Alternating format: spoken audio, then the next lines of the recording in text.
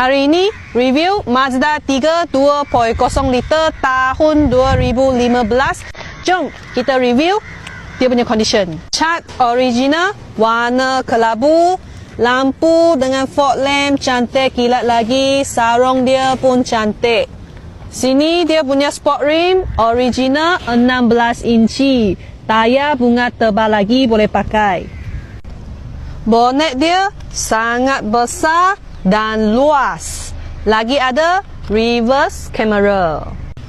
Ada lagi keyless entry function. Dalam dia semua leather seat, cantik kemas. Sini ada multi function steering, meter pun cantik. Lagi ada original player yang pakai touchscreen atau pakai center control button. Passenger side pun sama juga, semua leather seat cantik, tak ada koyak. Okay guys, kereta sudah habis review. Kalau sesiapa yang ada minat, cepat-cepat kontak saya dan jangan lupa follow, like dengan share saya punya video. Jumpa next video lagi. Bye bye.